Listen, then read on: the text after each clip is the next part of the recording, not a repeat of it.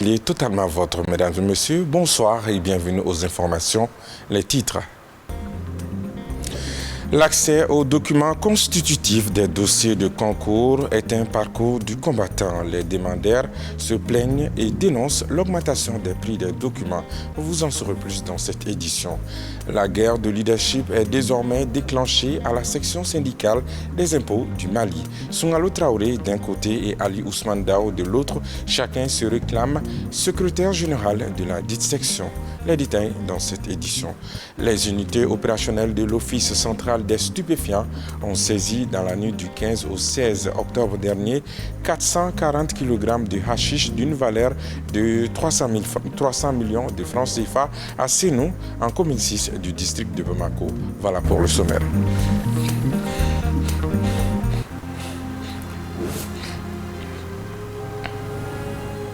Bienvenue aux informations. Avocats sans frontières Canada, en collaboration avec ses partenaires, a organisé une conférence débat sur la lutte contre les violences faites aux femmes et aux filles au Mali. L'objectif est de rassembler les acteurs du changement ainsi que des organisations de défense des droits de l'homme autour d'un panel sur la problématique du mariage d'enfants au Mali afin de trouver des solutions idoines à ce phénomène. C'était ce vendredi au Conseil national du patronat du Mali. Le point avec Awasanogo Zakaria Oumar Keita.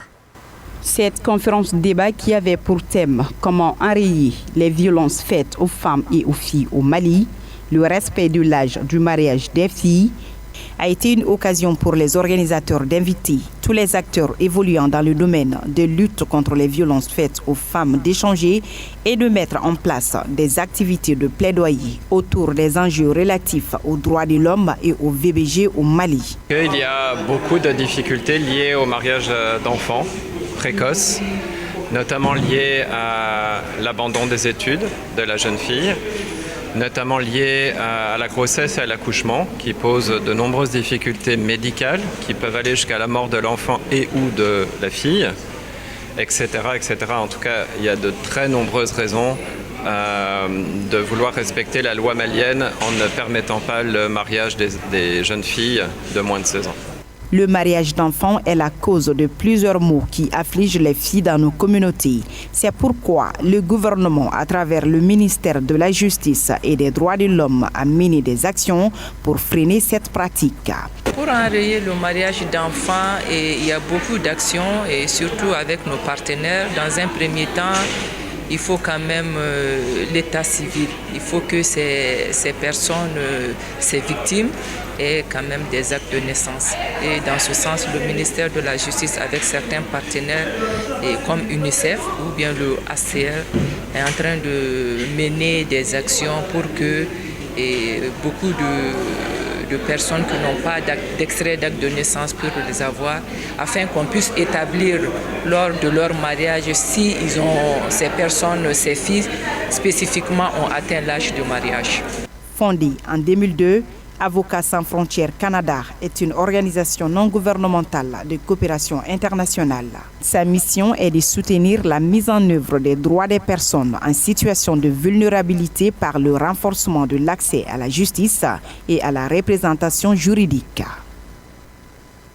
Gradem, Solima et Komad a organisé ce jeudi 19 octobre 2023 à la Maison de la Femme de Bamako une cérémonie commémorative de la Journée internationale de la fille couplée à la clôture du projet axé sur les jeunes filles aides ménagères, mise en œuvre par le consortium en partenariat avec la Direction régionale de la promotion de l'enfant et de la famille.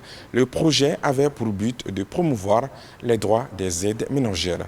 Compte rendu, la Diakité. Placé sous le thème « Rôle des jeunes filles travailleuses domestiques dans la refondation de l'État », cette cérémonie avait pour but de promouvoir les droits des filles aides ménagères et de partager leurs compétences acquises au cours de la formation dans le cadre du projet axé sur les jeunes filles aides ménagères. L'objectif quand même était très simple, c'était de commémorer la journée internationale de la jeune fille que l'État a organisé le 6 octobre dernier. C'était le tour de Bamako avec la direction régionale de la promotion de la femme, de l'enfant et de la famille, ainsi que ses partenaires, dont la COMAD, le GRADEM, Souléaïm. Donc pour nous, la promotion de la jeune fille quand même est très capitale et importante dans la refondation de l'État. Donc il va falloir qu'on valorise la jeune fille qui est le futur ou le devenir du demain. L'initiative a été vivement saluée par les représentants du gouverneur du district de Bamako qui a rappelé l'engagement de sa structure dans ce combat. Cette cérémonie qui marque la célébration de la journée internationale de la fille est couplée avec celle de la clôture du projet en réseau travailler domestique sur financement de Oxfam. Le 11 octobre est donc un jour spécial qui a été dédié à toutes les filles à travers le monde. Ce jour-là, tous ensemble au regard du bien-être des filles, nous renforçons notre engagement à les couvrir d'une meilleure protection, à assurer une bonne santé et une meilleure formation, à leur donner une très bonne éducation. Au cours de cette activité, plusieurs problèmes provoquant la violation des droits des filles aides ménagères ont été évoqués par le consortium qui n'a pas manqué de rappeler la non-application des textes régissant les droits des aides ménagères au Mali. Des convocations dans l'affaire Idemia. Le marché attribué à la société Idemia pour la mise en place du fichier il y a quelques années est désormais dans la ligne de mire de la justice. Un ancien ministre et des cadres du ministère de l'administration territoriale ont été interrogés par les enquêteurs du pôle économique. Les détails avec Amadou Diarra.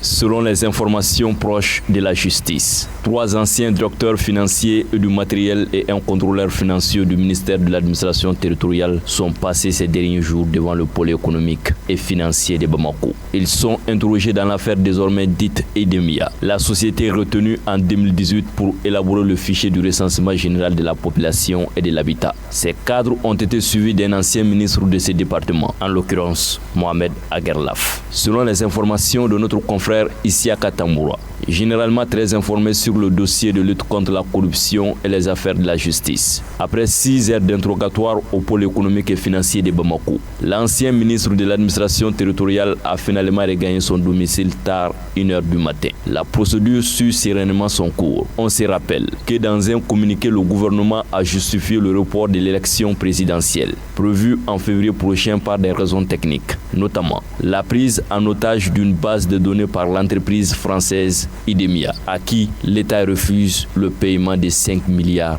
de francs CFA. Le bicéphalisme est désormais une réalité à la section syndicale des impôts du Mali. Comme les précédentes, aucun consensus n'a été trouvé entre les deux camps. La conférence organisée par le syndicat national des travailleurs des administrateurs d'État, SYNTAD, sous une haute tension, a vu la validation du bureau de Soungalo Traoré par le SYNTAD, une décision rejetée par la tendance Ali Ousmane Dao qui dénonce l'attitude du SYNTAD et promet d'engager une procédure judiciaire pour trancher cette affaire. Nous vous proposons d'écouter Seydou Niambélé, secrétaire général du Centre des impôts de la commune 5, au micro de Baté Lolmadi.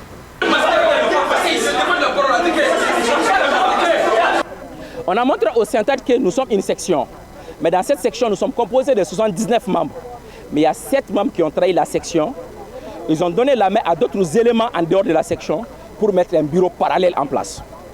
Nous avons dit au SYNTAD que nous ne voulons pas de cela aux impôts. Nous voulons qu'il y ait une symbiose aux impôts. Nous voulons qu'il y ait l'entente aux impôts. À ce titre, nous avons demandé l'implication personnelle du SYNTAD de trouver une solution au sein de cette belle famille, afin qu'il y ait la cohésion. Nous sommes arrivés en mars parce que nous savons que nous avons des gens devant nous, derrière nous. Nous savons que nous avons une base consciente derrière nous. Nous sommes venus en masse pour cette conférence. Ce n'est qu'une seule fois sur 5 ans. Nous savons que nous sommes le plus grand nombre de délégués. Et lorsqu'on est arrivé, à notre grande surprise, la sécurité a joué à la neutralité. Mais une neutralité que même nous-mêmes nous ne comprenons pas. Pour cause, le fait que c'est le SYNTAD qui a invité la sécurité à assurer la sécurité, les délégués, les secrétaires généraux, ils ont appelé certains secrétaires généraux en laissant les autres à la porte. Ils ont appelé certains délégués en laissant les autres délégués à la porte. Et c'est les délégués de l'autre camp, c'est les secrétaires généraux de l'autre camp. On a tout accepté. On dit que lorsqu'on va rentrer dans la salle, on va échanger afin qu'il puisse y avoir une solution. Mais malgré, on a compris qu'ils sont animés d'une mauvaise foi. Et c'est le SYNTAD même qui est complice. Et le SYNTAD participe à cette mascarade qui n'est que du dilatoire. on a donné une liste au CENTAD qui n'a pas été validée par les différents délégués, qui n'a pas été validée par les secrétaires généraux.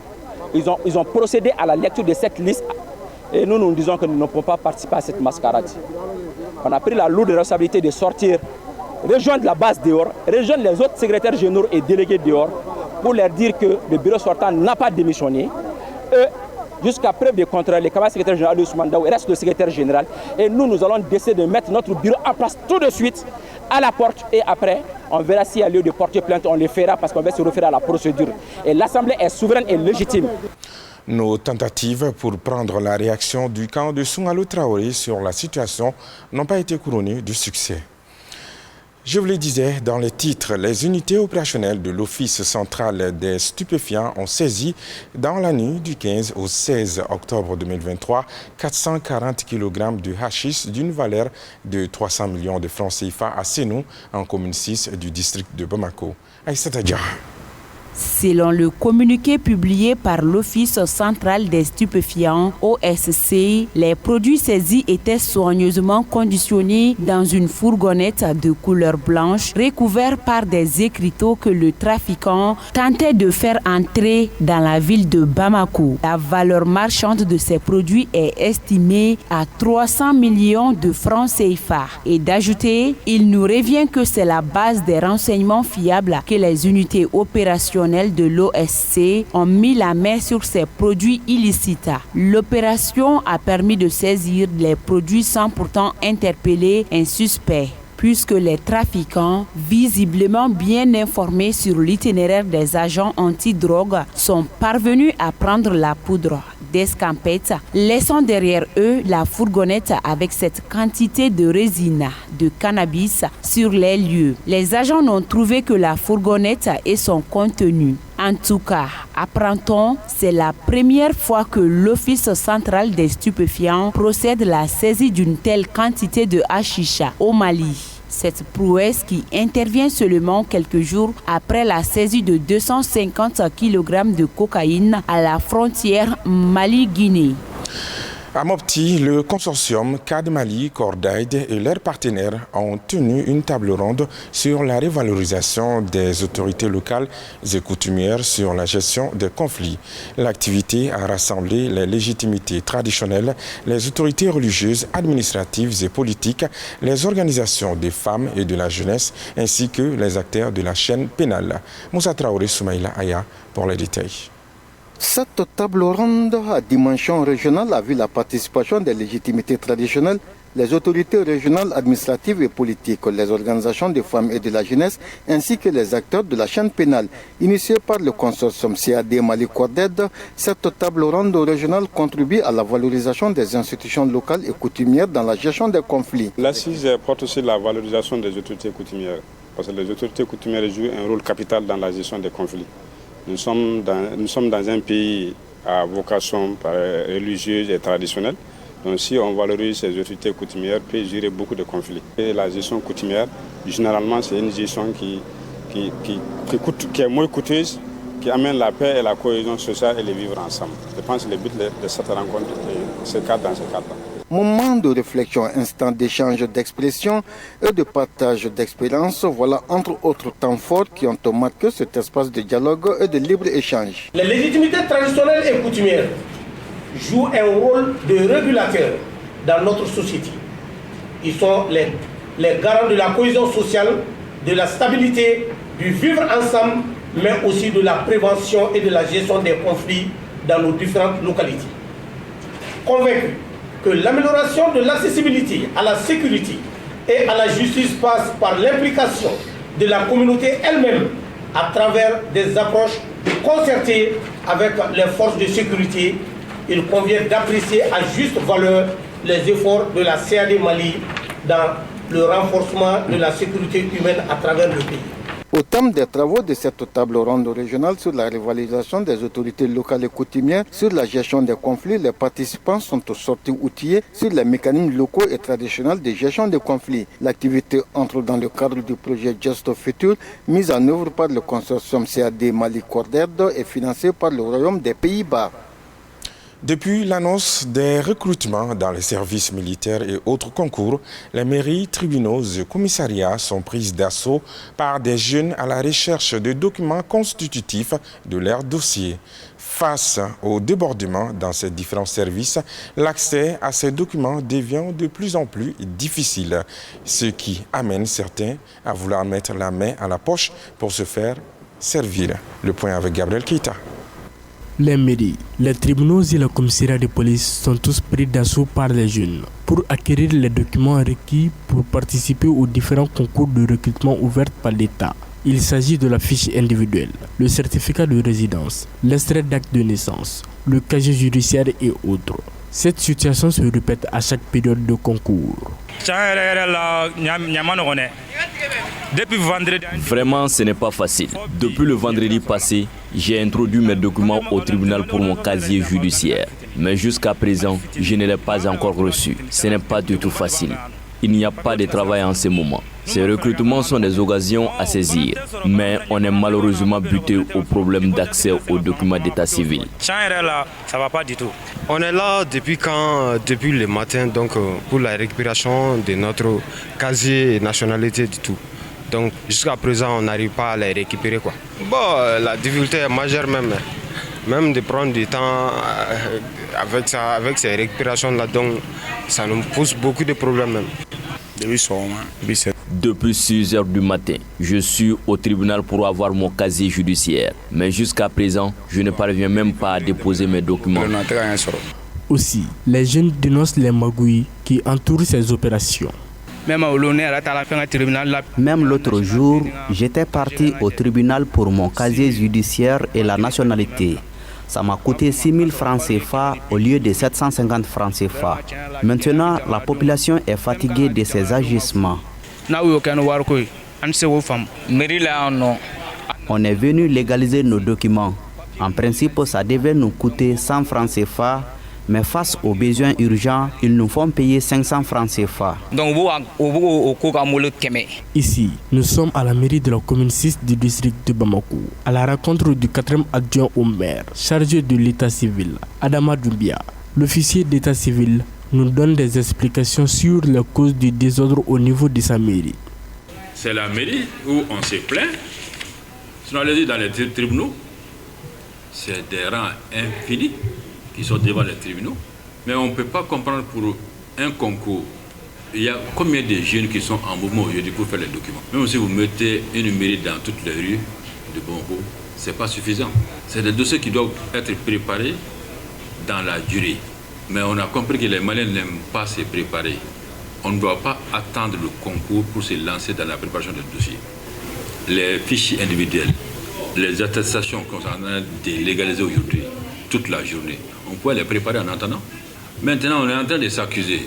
Les maires sont bloqués, les tribunaux sont bloqués, les enfants sont fatigués. Nous-mêmes, on en a pitié.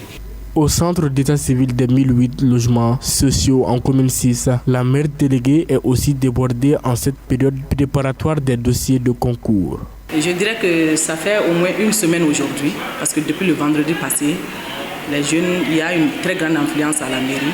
Les jeunes sont là pour avoir des documents d'état civil. Ces documents-là les servent de passer les concours de recrutement dans les différents corps qui ont été annoncés ces derniers jours. Donc ça fait au moins une semaine aujourd'hui qu'ils sont là à la recherche de ces documents. Face à la situation, les autorités municipales appellent les candidats à plus de patience. Mais l'autre problème, c'est que quand vous partez au bureau, là où ça doit être remis aux jeunes, c'est compliqué. C'est quelques éléments qui sont là à lire le nom des titulaires pour les transmettre. On ne peut pas donner ça dans le désordre, sinon d'autres vont perdre leurs documents ici. Donc il faut faire très très attention. Quand ils viennent, il faut qu'ils soient un peu patients. Il faut qu'ils soient un peu patients parce qu'en réalité, on a tellement de documents à légaliser que le travail est un peu lourd. Souvent, dans la journée, moi je peux légaliser plus de 700 attestations. Donc s'il faut que tout le monde ait son papier en même temps, c'est un travail qui sera un peu difficile à faire. En tout cas, il urge de trouver une solution pour garantir la légalité des chances à tous les candidats. Une flèche qui va dans la forêt n'est pas perdue. Proverbe africain. Excellente soirée à toutes et à tous. À bientôt.